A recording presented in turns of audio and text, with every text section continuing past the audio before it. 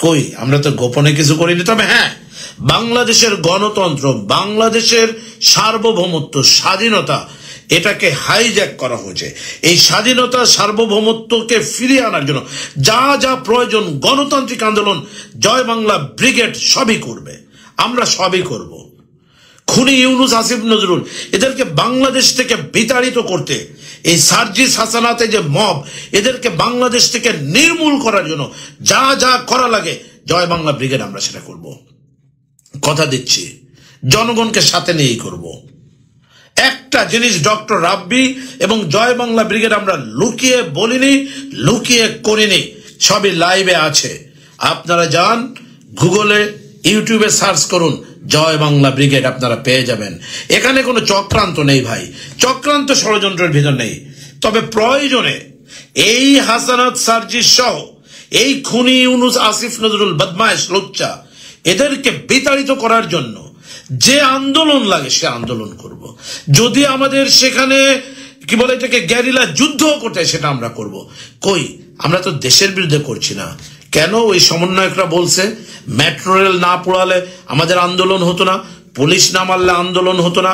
ছাত্র শিবিরের এক ছেলে বলে রাজশাহী বিশ্ববিদ্যালয়ের একটা হলে যে অস্ত্র আছে টোটাল পুলিশ প্রশাসন টিকবে না, সেটা হয় না, সেগুলো হয় না। না, এই আর এক ছাত্র সমন্বয়ক বলে যে পুলিশ আর্মির গাড়ি দেখা মাত্র সেটাকে পুড়িয়ে দিতে হবে, গুড়িয়ে দিতে হবে, এইটা হয় না। কি বলে দেশদ্রোহিতা, পাছার চামড়া একটাও থাকবে না। পারলাম ধরলাম আর একজনকে করে দিলাম। শেখ হাসিনা বাংলাদেশের গণতান্ত্রিক রাষ্ট্রের নির্বাচিত প্রধানমন্ত্রী, উনি নিশ্চয়ই অতি তাড়াতাড়ি ফিরে আসবেন। আমরা যেভাবে চাচ্ছি আমরা হয়তো সেভাবে নাও পেতে পারি, আল্লাহর তরফ থেকে আসবে এবং সেই হুকুমত যখন জারি হয়ে যাবে তখন কেউ আপনারা সেটাকে থামাতে পারবেন না। আমরা সেই সময় রাজপথে নেমে যাব। সেই প্রক্রিয়া চলছে, প্রোটোকল চলছে। ভারত সরকার বাংলাদেশের প্রধানমন্ত্রী শেখ হাসিনাকে এখনো প্রধানমন্ত্রীর প্রোটোকল দিয়েছে। আমাদের আওয়ামী লীগের নেতাকর্মী যারা রয়েছেন ওনারা আত্মগোপনে প্রাণ রক্ষার জন্য, আত্মরক্ষার জন্য ওনারা বাংলাদেশ ছেড়ে ইন্ডিয়ায় গিয়েছেন। ওনারা সময় মতো চলে আসবেন। নেতা কর্মী যে যেখানে আছেন ওনারা ভালো নেই। এই ঈদ গেল, বউ বাচ্চা পরিবার ছেলে মেয়ে দূর দূর করছে, পকেটে নেই টাকা, মাথায় নেই ছাদ, পায়ের নিচে নেই মাটি, গায়ে নেই জামা, ঘুমানোর জন্য মাথার নিচে নেই বালিশ। ফাজলেমি করেন আপনারা। আওয়ামী লীগ এটা করছে সেটা করছে, আওয়ামী লীগ এটা। দেখুন আজকে খোঁজ নিয়ে জনগণের মাঝে, জনগণ কি বলে, রিক্সাওয়ালারা কি বলে, আগেই ভালো ছিলাম, শেখ হাসিনা ভালো ছিল, নির্বাচন যদি হয়, নির্বাচন হবে 2029-এ, 2029-এর নির্বাচনে আবারও আওয়ামী লীগ একেবারে সংখ্যাগরিষ্ঠতা নিয়েই আবার তারা সরকার গঠন করবে। প্রধানমন্ত্রী শেখ হাসিনা বাংলাদেশের প্রধানমন্ত্রী আছেন, উনি ফিরে আসবেন। এখন মনে হচ্ছে যে সাময়িকভাবে প্রধানমন্ত্রী বাংলাদেশে নেই, এই কথা সেই কথা, টক শো, নির্বাচন কবে হবে, কিভাবে, কত কথাবার্তা সব মেনে নিলাম। তালগাছটা আমার। বাংলাদেশের কোন সংবিধান ইউনুস এবং আসিফ নজরুল এবং এই উপদেষ্টাদেরকে কখনোই কোন ধরনের লেজিটিমেসি দেয় না। This is illegitimate, and this is fake, false, phony. This is propaganda. This is false flag operation. This need to be addressed by the international community as well. আমি দায়িত্ব নিয়ে বলছি। আহা, এত সোজা।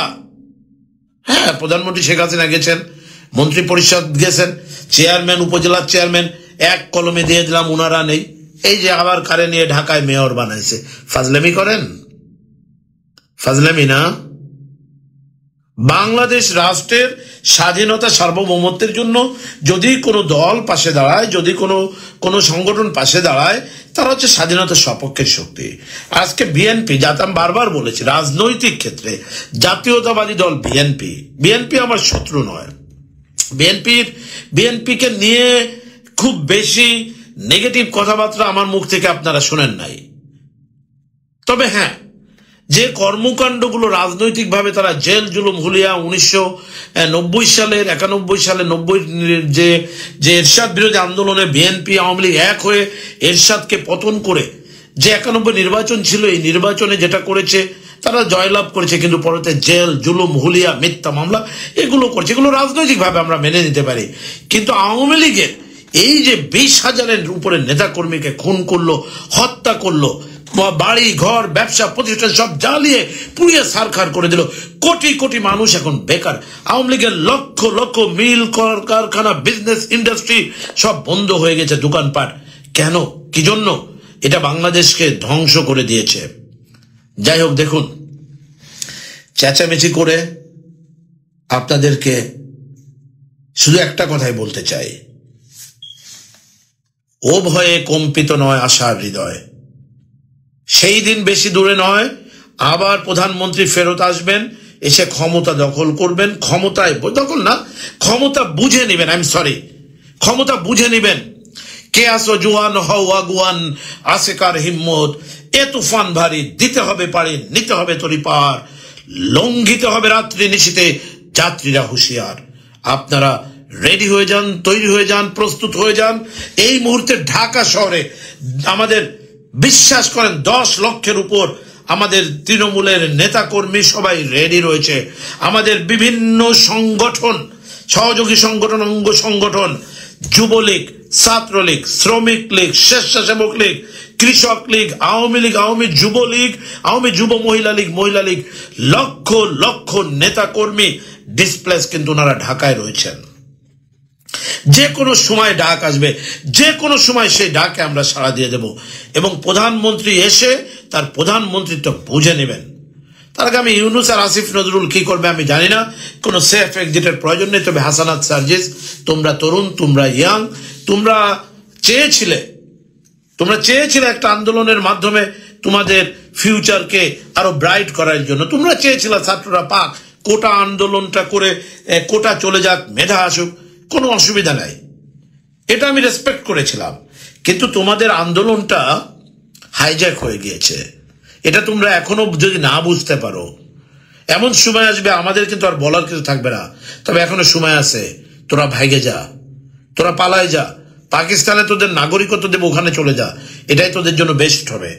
বাংলাদেশে তোরা টিকবি না, তোরা বাঁচতে পারবি না। কিন্তু এই রাস্তা টোকাই, পাগল, রিক্সা চালক, এরা তোদেরকে এমন বাটাম দিবে, বাপের নাম তোরা ভুলে যাবে, তোর বাপ মা সহ। তারাও তাদের বাপ মার নাম ভুলে যাবে। তার মানে তোর দাদার নাম, দাদির নাম এরা ভুলে যাবে, নানা নানির নামও। সুতরাং এটা কিন্তু থ্রেট না। আমি বহুদিন ধরে বলছি এই কথাগুলো, যে তোরা দুজন পালায় যা, তোরা কিন্তু বাঁচতে পারবি না। তোদের এই জামাতের লোকজনই তোদেরকে খুন করে ফেলবে, এই বিএনপির লোকজনই তোদেরকে হত্যা করে ফেলবে, বিশ্বাস কর। পালায় যা, তোরা ছেলের বয়সে, ভাইপো ভাইজিদের বয়সে, প্লিজ আর অরাজকতা সৃষ্টি করিস না। জীবন যদি থাকে, তরুণ ইয়াং মানুষ, চলে যা। কারণ সেই দিন অতি সন্নিকটে। প্রধানমন্ত্রী শেখ হাসিনা বাংলাদেশে আসছেন। আমি দায়িত্ব নিয়ে বলছি, কাউন্টার রেভলিউশন ইজ কামিং। জয় বাংলা ব্রিগেড, জয় বাংলা জুম ব্রিগেড। আমাদের যারা নেতা কর্মী রয়েছেন, major, co major, captain, commander, co commander, co captain, যে যেখানে যে অবস্থায় রয়েছেন, আপনারা তৈরি থাকুন। জনগণকে সাথে নিয়েই ইনশাআল্লাহ কাউন্টার রেভলিউশন হবেই। বাংলায় বলে প্রতি বিপ্লব। মনে হচ্ছে কবে হবে, কিভাবে হবে, কোথায় কি। বাংলাদেশে এই মুহূর্তে 2.5 কোটি আওয়ামী লীগের, তৃণমূলের নেতা কর্মী যারা রেডি রয়েছে, এ কথাটা ভুলে গেলে কিন্তু চলবে না। ভয়ে তোমরা হুঙ্কার দিয়েছ। জামাতের এরা ম্যাটিকুলাস করে খুনি ইউনুস 7.62 মিলিমিটারের যে স্নাইপার রাইফেল আনছে, এগুলো করে ম্যাটিকুলাস করছে। এগুলো তো তোমরা জানোই। আমেরিকার টাকা দেওয়া, এই $30 মিলিয়ন দিয়ে এগুলো করা, সব তো এখন ওপেন, রাইট? এটা তো বোঝা হয়েছে। আওয়ামী লীগ সরকার, পুলিশ কাউকে খুন করে না। এই আবু সাইদ মুক্তকে, এই খুনি ইউনুস এবং ম্যাটিকুলাস করে এই মাহফুজ আলম এবং এদের যে টোটাল চক্রটা, এরাই কিন্তু মুগ্ধ এবং আবু সাইদকে খুন করেছে। সেটা তো ওই সমন্বয়ক নিজেই বলেছে যে লাশ চাই, লাশের উপর রাজনীতি করতে হবে, এটা তারাই বলেছে। আমি ডক্টর রাব্বি আমি বলছি না। এরপরে আবার কি করবে, ওই যে এক বাস্টার্ড আছে না পিনাকি, ও আবার এটাকে ক্লিপ আউট করবে, ক্লিপ আউট করে এডিটিং করবে, বলবে যে ডক্টর রাব্বি আলম বলেছে লাশ চাই, এটা সে করবে। তো গিয়েছিলাম পয়েন্ট ডোহাকে গিয়েছিলাম, নরমেন্ডিতে গিয়েছিলাম, লোভেরে গিয়েছিলাম, পাইলাম না ওরে, খুঁজতে গিয়েছিলাম যে আয় দোস্ত আয় একটু বসে দুই দোস্ত একটু চা কফি খায়, হ্যাঁ আয়, তুই আমার দোস্ত না, আয়, হ্যাঁ পেনাকি। গিয়েছিলাম তো, তোরে তো পাইলাম না। তো যাই হোক, চেহারাটা ভালো করে দেখে রাখ, আবার আসতেছি 2 সপ্তাহ পরে আসতেছি, তখন যদি পারিস ওই গোল চত্বরে আসিস।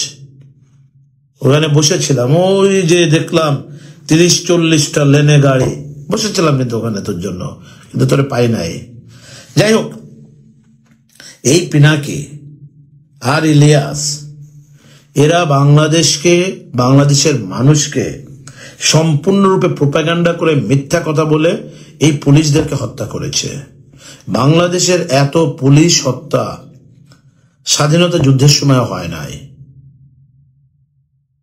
ঝুলিয়ে পিটিয়ে আগুন দিয়ে পুড়িয়ে যেটা করেছে, এত নারকীয় হত্যা মানে আমাদের স্বাধীনতা যুদ্ধের সময় হয় নাই।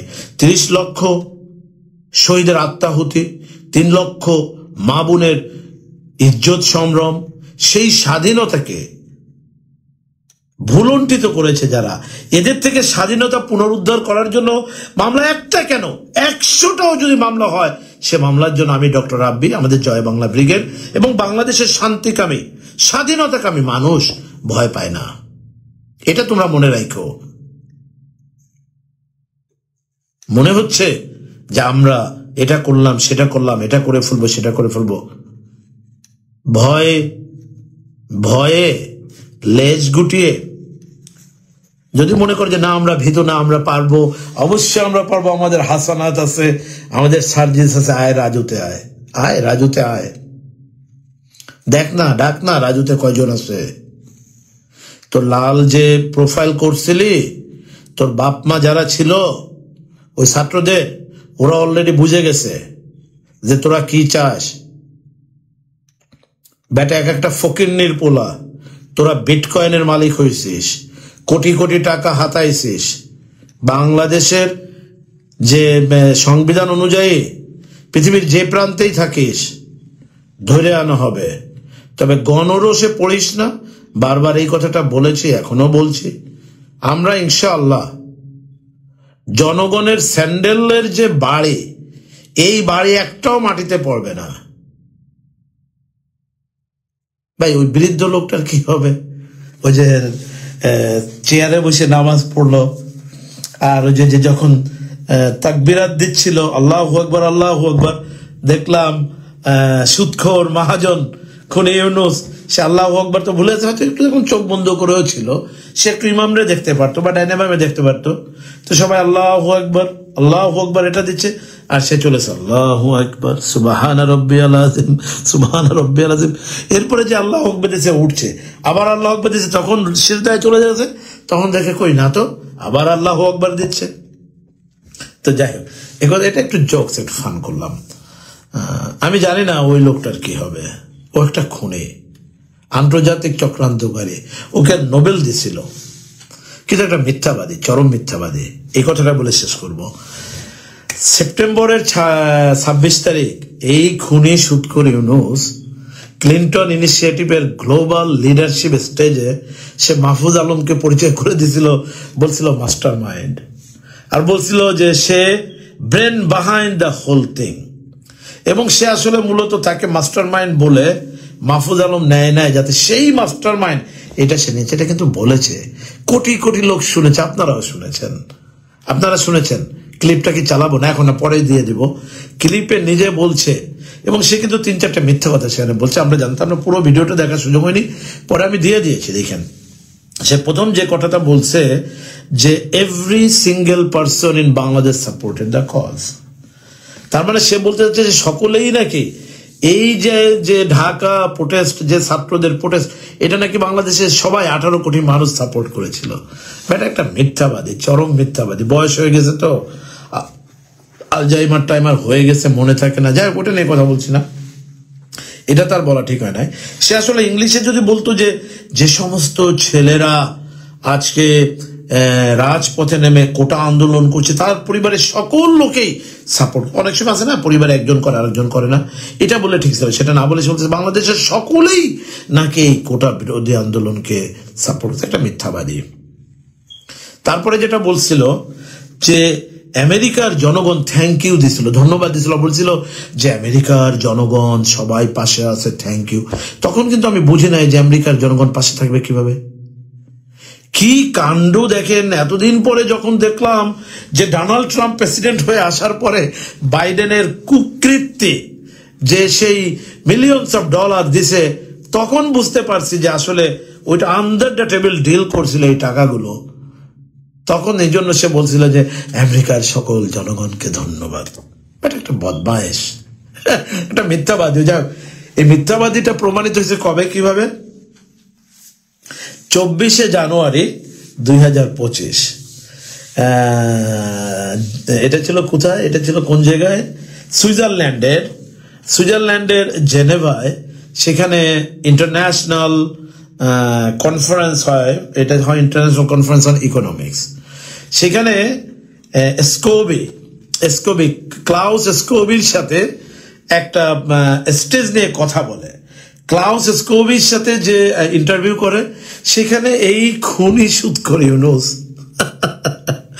একটা চরম মিথ্যাবাদী। সে কি বলছে? প্রথমেই সে বলা শুরু করছে যে ও মাই গড, বাংলাদেশে যে ঘটনা ঘটছে জুলাই আগস্টে আপনারা কল্পনা করতে পারবেন না। তো সে প্রথমে একটু চালাকি করছে, সে একটা লাশের কথা বললো। হ্যাঁ, বলে যে একটা লাশ পড়লো, এই লাশটা নিয়ে সবাই দৌড়াদৌড়ি করছে, সবাই এটা কাঁধে নিয়ে মিছিল করছে, কোনো ভয় নেই, তরুণরা আরো মিছিল করছে সামনের দিকে। কথাগুলো ঠিক আছে, কিন্তু সে পরে যেটা বলছে, সে বলছে দেখুন, বিশ্বাস করুন, এই টোটাল আন্দোলনে কোনো লিডারশিপ ছিল না, কোনো নেতৃত্ব ছিল না, কোনো প্ল্যানিং ছিল না। He is such a liar, what a liar! চরম মিথ্যাবাদী ডাক্তার ইউনুস, আপনি একটা চরম মিথ্যাবাদী, চরম মিথ্যাবাদী। আপনি 26শে সেপ্টেম্বর নিউ ইয়র্কের প্রেসিডেন্ট বিল ক্লিন্টনের সামনে বলেন যে মাহফুজ আলম হচ্ছে ব্রেন বাহাইন্ড এবং লিডারশিপ, আর আপনি ক্লাউস স্কোবিকে জানুয়ারি 24 তারিখে বলেন যে এর পিছনে কেউ ছিল না, কোনো প্ল্যান। কত বড় একটা মিথ্যাবাদী আপনি, চরম একটা মিথ্যাবাদী। আপনার ধ্বংস হোক। আমি আজমির শরীফ যে দোয়া করেছি, আসিফ নজরুল, খুনি ইউনুস সহ এই যে গঙ্গুলা আছে, এদের ধ্বংস হোক। আমি গিয়েছিলাম নিজামুদ্দিন আউলিয়ার দরগায়, ওখানেও দুহাত তুলে বলেছে আল্লাহ যারা বাংলাদেশকে ধ্বংস করেছে, এই খুনি ইউনুস, বদমাইশ আসিফ নজরুল, এদের যে গং, এদেরকে ধ্বংস করে দেয়া হোক। আল্লাহ তুমি ধ্বংস করে দাও। শেখ হাসিনা বাংলাদেশের জন্য কি করেছেন, ইসলামের জন্য কি করেছেন? 560টা মসজিদ করে। আর এক আবাল, সে নাকি কি যেন উপদেষ্টার কি সেক্রেটারি, প্রেস সেক্রেটারি, তার নামও আলম। এই আলম নিয়ে আর এক ঝামেলায় আছি রে ভাই। এই হিরো আলম, ওই যে টাকলা মুরাদ আলম, তারপরে গেল হচ্ছে কি মাহফুজ আলম, সার্জিস আলম, কি রে ভাই ঝামেলা? কেমন নামটাই বদলাই দি নাকি? আলম নিয়ে বহুত ঝামেলায় আছে, সিরিয়াসলি। যাই হোক, এই আলম বললো, কি আলম যেন নাম, মাহফুজ আলম, যে এতগুলো মসজিদ লাগবে কেন? সে মসজিদ নিয়ে প্রশ্ন করছে। পরে সে কি হলো, মসজিদ বানাইতে এত টাকা, সেত টাকা, কি করে? এরা আসলে জানে না, এদের শের পুড়ে গেছে।